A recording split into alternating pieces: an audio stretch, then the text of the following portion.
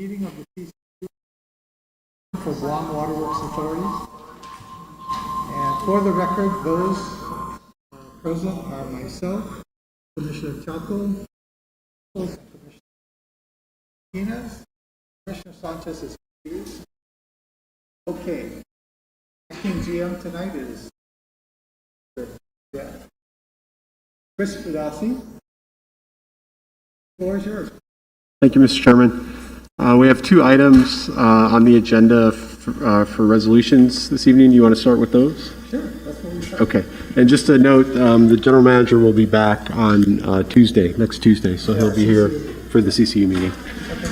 All right. First resolution on the agenda is Resolution 28 FY 2021, relative to additional borrowing authority and establishment of a GWA commercial paper program.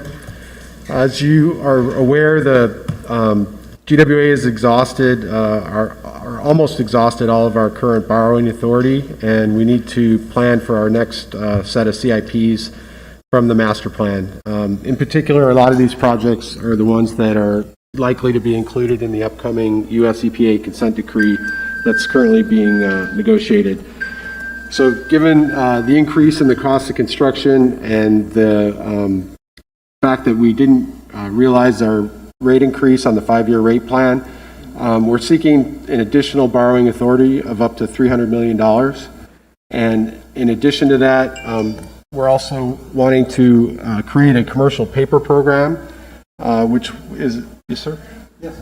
Which is something that was evaluated in our capital financing alternative study as part of our PUC FY20 rate order. And we believe that this program has the potential to reduce our debt service requirements, which will be helpful to us going forward.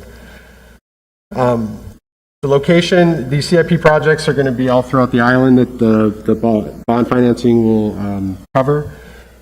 How much will it cost?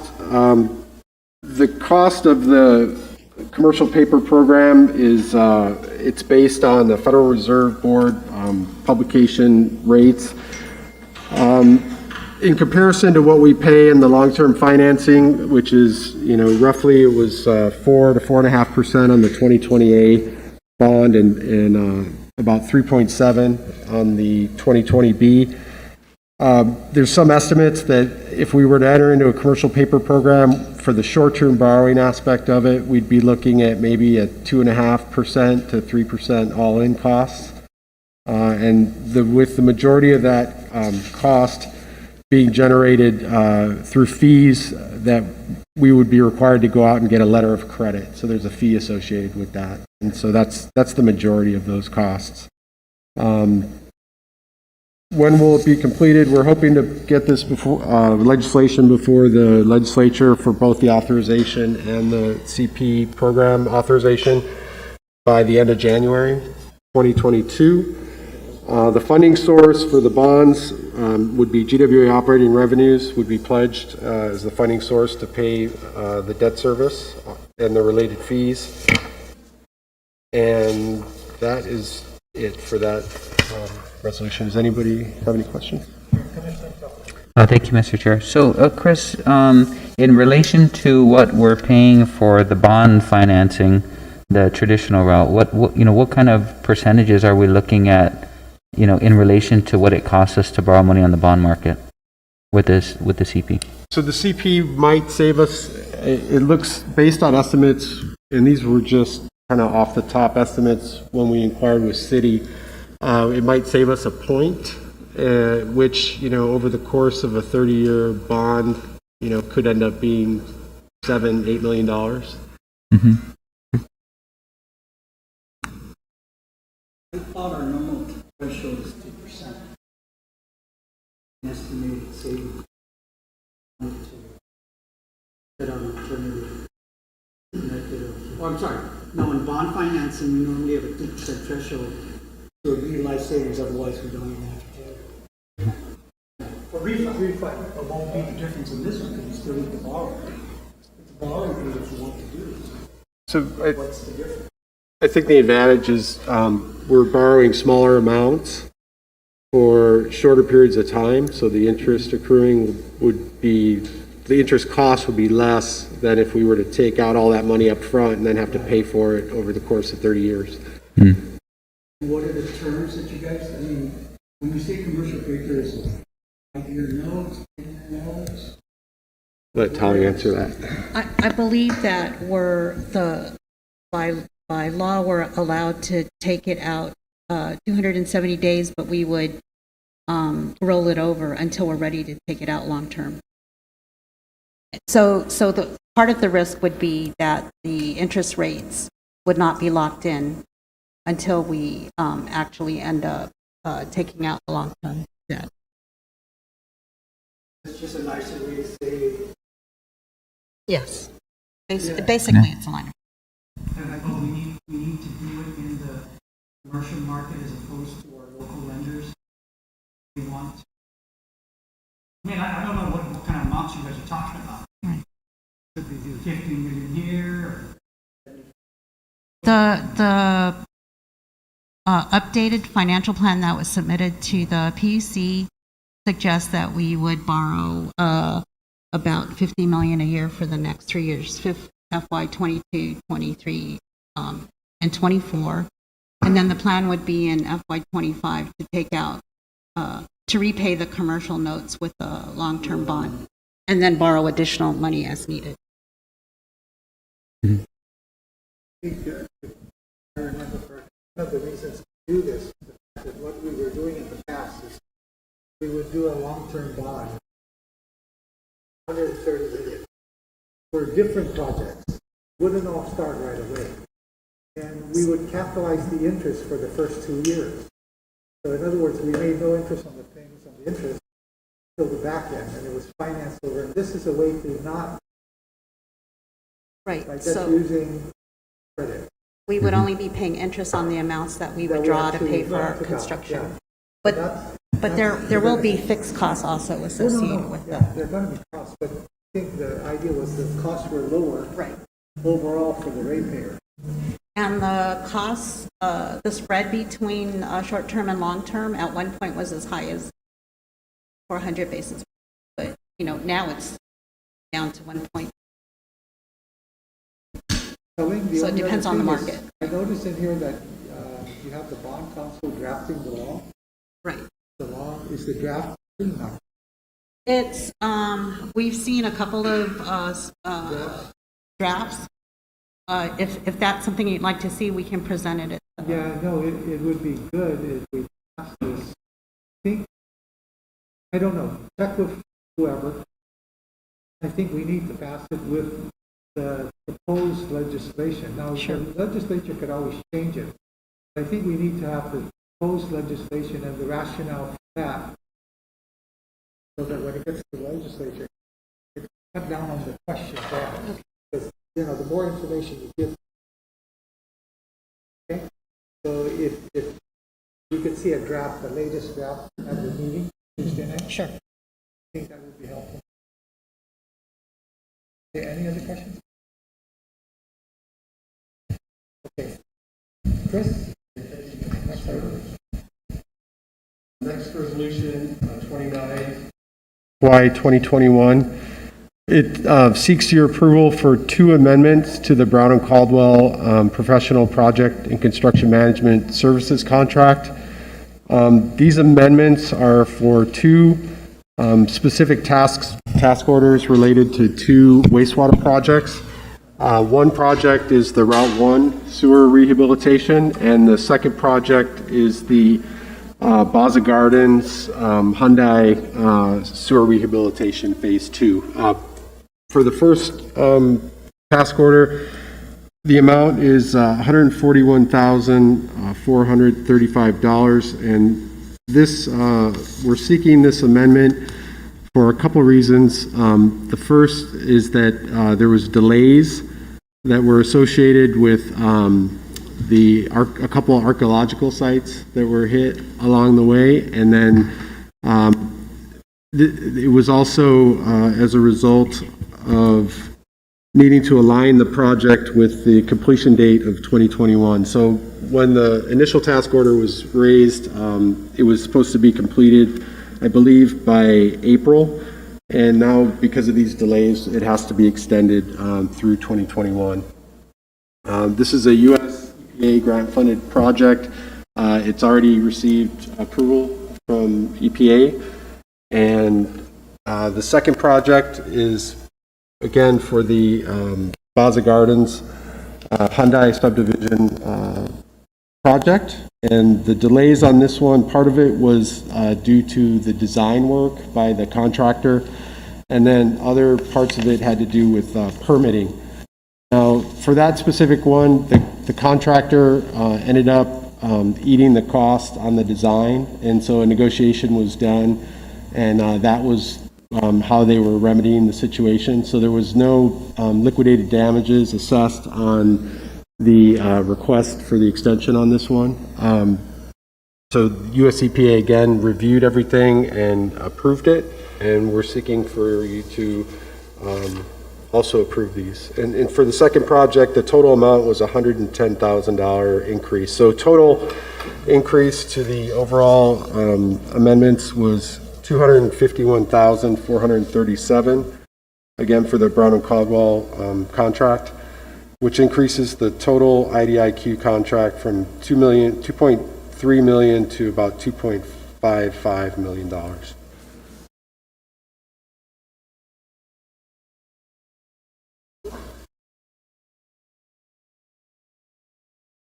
So, but I just want to make sure I heard you correctly. Saying US EPA is going to pay for both of these increases? Correct. They've approved to pay for using the SRF grant funds. These are both EPA projects anyway, right? Correct. Any questions, Commissioner? No questions for me. Question? You know, this might be one of the good things about having a commercial paper thing. We'll finish the whole project, so when you go off the bond for that project, you cover all the costs. You can't, you know, there's nothing you do when you come across archaeological things that delay you. So at least this way, when we're done, borrow the whole amount of money we need instead of taking it from. Because I always want US EPA, you know, the other SRF from the state without all these. I want those. But I want them for other projects, not necessarily to pay because we have an extension. Okay? Okay, thank you. So good. Do you want to let Miguel do his GM summary? It's up to the pleasure of the Okay, the only commissioners. thing that I found very interesting, the first thing is the number of people that we have vaccinated. This is on page 30. We have, so far, this says we have 24 people who have one shot they're waiting to get. We have 300 people who are fully vaccinated, 46 who have not been vaccinated. That's correct. So we saw a drastic jump of about 9% of our workforce that either got their first or second shot since the last meeting. So our rate was about 78.5% combined last month. This month it's about 87.5%. So moving in the right direction. Okay. And the record, you have yet put out your policy on, as well as develop your SOPs yet, because you're working on that. That's correct. And the deadline for that is? We are considering implementing it this week. We've done our final review on it. We think it's complete, so we may hold off till Miguel gets back, but it's more or less ready to go. The effective date, I think, was September 24th? Oh, so, yeah, so in the current draft of the policy, the effective date would be, I believe, November 1st is what was in the draft. Well, we'll wait for Miguel to come back so he can review it one more time. If he wants to, he can take that up with his. And so can John. Oh, thank you, Mr. Chair. Chris, do you have any data on your current COVID positives? And of those COVID positives, what percentage are vaccinated, what percentage are unvaccinated? I'm sorry, I don't have the specifics on their vaccination status. It's just what is in front of you. We have one current active case, and we have 9 that are in quarantine for close contact. I do know, I think the majority of our quarantine, the close contacts are coming at home. They're not coming in the workplace, but we can certainly get that information for next Tuesday. Of the quarantine, are they vaccinated? Again, I don't have the specifics, Okay, so but that's, we can get that. information we would like to know. Yeah. The next meeting, CCU meeting, next Tuesday. Yep. So we tell GPA we'd like that. Commissioner Santos. So on the 46 remaining, any of them claim religious reasons or medical reasons? To my knowledge, only one of the 24. Based on the religious basis? Correct. No, I'm sorry, But we haven't- They not received shot, right? Yeah. The one shot remaining, that's... But we haven't expressly asked, them why they haven't been vaccinated. I mean, the supervisors have been asking and inquiring, trying to persuade them to get vaccinated, but any information I have is anecdotal on why, other than the one person I know for sure.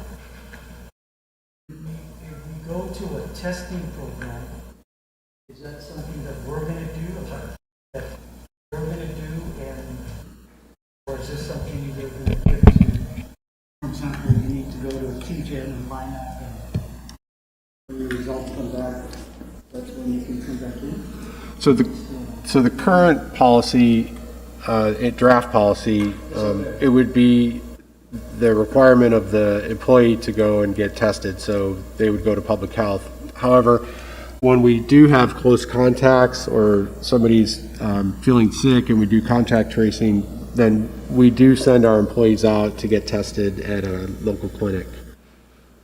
So it just depends. I think on a voluntary test basis, they would need to go and get that test on their own. However, if they became a close contact or they were sick and they were at the work site, we would send them to go get tested, and GWA would cover that. And going back to because they don't want to get vaccinated, how often are you going to require The current draft policy is weekly. weekly? Correct. And at the beginnings, if you come into work, or Monday, for example, you test on Monday, it's good for the rest of the week, right? Correct. So the requirement would be that the employee would have to, if they have a normal traditional work week, Monday through Friday, the employee would be responsible to test on the Saturday or Sunday prior to the start of the work week. If they have a non-traditional schedule, say Sunday to Thursday, then they would have to test on the day off closest to the start of their work week, which in this case would be Saturday, Friday, Saturday. It's very hard to get a test on Sunday. Mm-hmm. And the method is PCR or INX? Or the type of test that you're recommending to be done? Yeah, I don't think we specified. I think These are the we, questions you need to yeah. prepare for.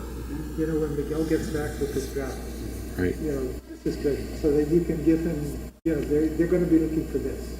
Okay. This information. Okay, Commissioner Top. Okay, thank you. So, Chris, has any of the more recent data that's coming out on the percentage of vaccinated and unvaccinated actually testing positive for COVID, has that weighed on any of your policy making decisions? At one point in time, it was almost 50-50, right?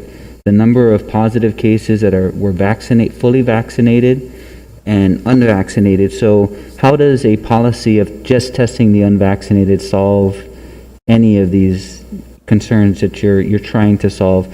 And then the other question is regarding the incubation period, right, for those that contract it. Right, it could be up to 3 to 5 days before you test positive, right? So is it realistic to think that testing on a Saturday is and them getting a negative test and working Monday through Friday potentially, right, just having a false negative. Have you guys thought about that, and has that weighed into your decision to implement a policy? You don't have to answer it now, but by Tuesday. Okay. Because, these are things you need to go over with Miguel when he gets back. He can be forewarned and, he can get prepared. Yes, sir. All right.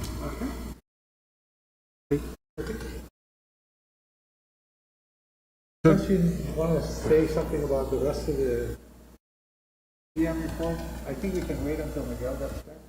It's pretty much the same that we always see. And commissioners, if you have questions, you can bring your questions up when Miguel's here at the CC meeting.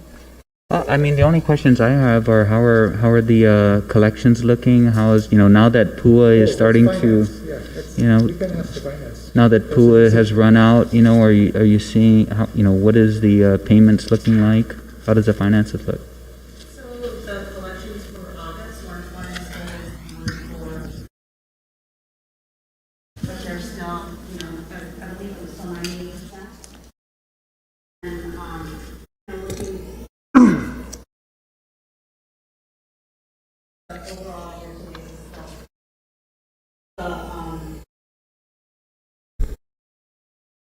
We monitor our cash on a daily basis, and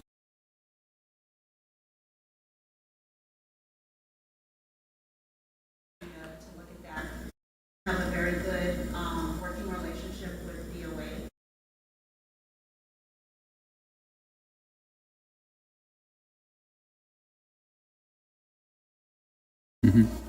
Yeah, I would just add that the accounts receivable have improved tremendously, and I think a lot of that has to do with that ERA program through DOA. There was kind of a lag in them getting applications processed and payments going out, but they've since caught up. So for both residential and commercial accounts greater than 60 days, we are back to pre-pandemic levels on our accounts receivable.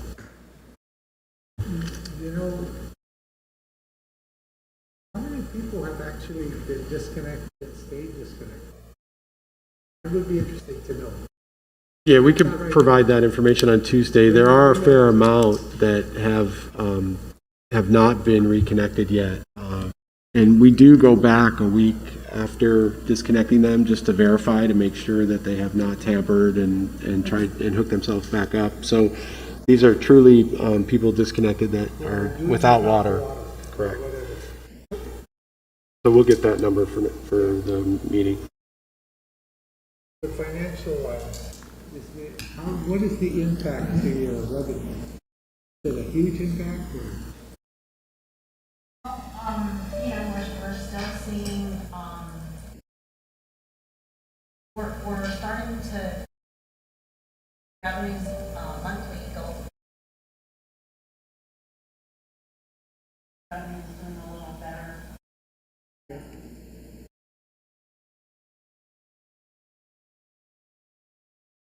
I think what it is just for Tuesday night, kind of give us the bigger picture. We went through COVID. A lot of these stimulus programs or health programs are going away. What's the picture looking like?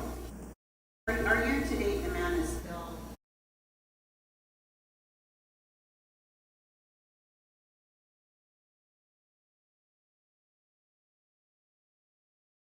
I like that next.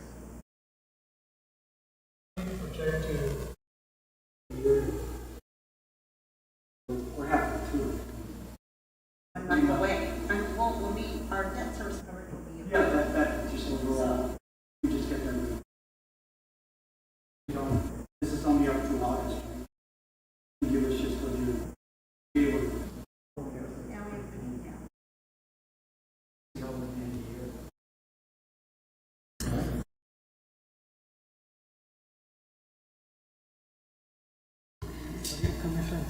Yeah, Mr. Chair, just had one feedback for operations and Miguel, because he personally saw a specific customer issue through to correction. but Mr. Garrido on Route 16, I think we talked about this. He lives right near Happy Mart, and was complaining about this a sewer manhole cover that when the big trucks go by just made this really loud noise. Well, he called me and was just elated with the job that GWA did to finally correct it after, years of him trying to get it corrected. Very happy, only had good things to say about GWA and the management, so good job. Good job.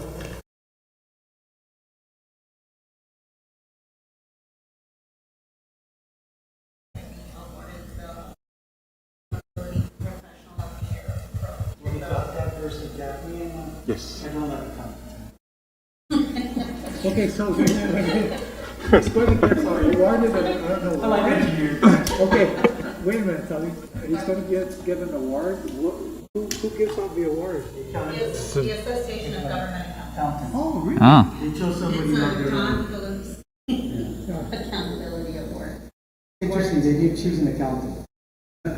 Good. A lot of accountants better have looking been than- known to, Better looking than the both of us. Hey. That's my gal. That's my gal. Okay. Well, that's great. Forwarding it to the CCU now. good news. Is there anything else that you need to talk to us about? No, we'll let Miguel do that. Okay. All right. And if we have any questions, we'll get ready for you. Okay. Okay? Is there a motion to adjourn? Motion to adjourn, Mr. Chair. We're adjourned. Thank you.